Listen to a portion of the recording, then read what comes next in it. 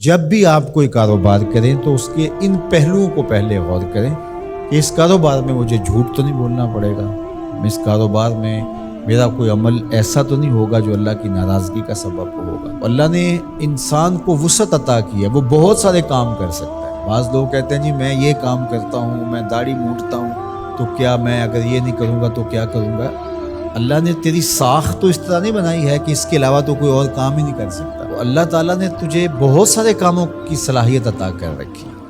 اس لیے کوئی بھی کام شروع کرنے سے قبل اس کے سارے پہلوؤں پر جائزہ لے لینا چاہیے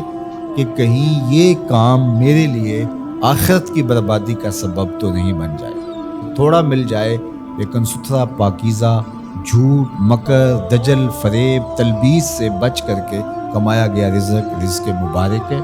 اور رزق مبارک ہی بڑی دولت ہے۔ رزق وسیع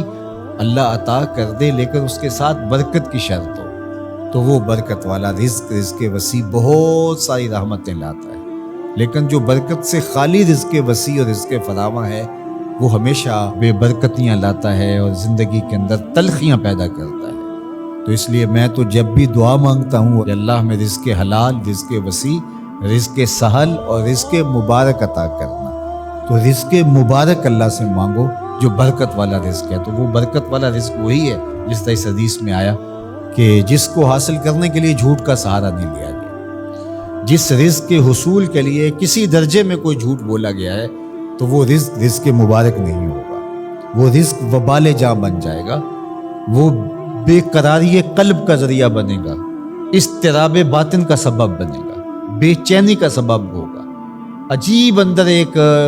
جو ہے وہ اضطرار اور اضطراب ہوگا۔ سوکھی روٹی بھی کھا لی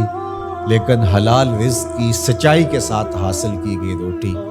وہ آپ کو تسکین فراہم کرے گی، وہ آپ کو قرار باطن عطا کرے گی۔ پھٹے پرانے کپڑے ہیں، شکستہ کپڑے ہیں، کوئی بات نہیں ہے، سچائی کے ساتھ، سچ کے ساتھ حاصل کیے گئے ہیں، لیکن عالی نصب پوشاک بھی پہن لی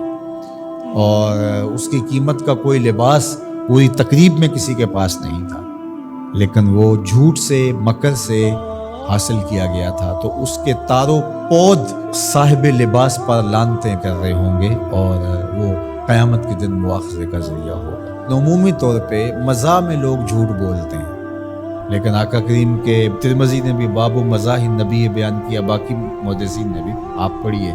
مزاح میں بھی حضور نے سچ بولا ہے۔ کبھی ایسا نہیں ہوا کہ حالت مزاح میں بھی ایسی بات کہی ہو کہ جو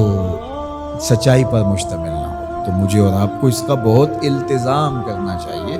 اس کا بہت زیادہ اہتمام کرنا چاہیے کہ ہماری زندگی میں کسی بھی جو ہے وہ زاویے میں اور کسی بھی صورت میں اور کسی بھی شکل میں جھوٹ موجود نہ ہو۔ اللہ تعالیٰ جل شانہ ہمیں اپنی خاص عنایتیں اور کرم نوازی نصیب فرمائے اور سچائی کے ساتھ جڑے رہنے کی توفیق ارزانی فرمائے۔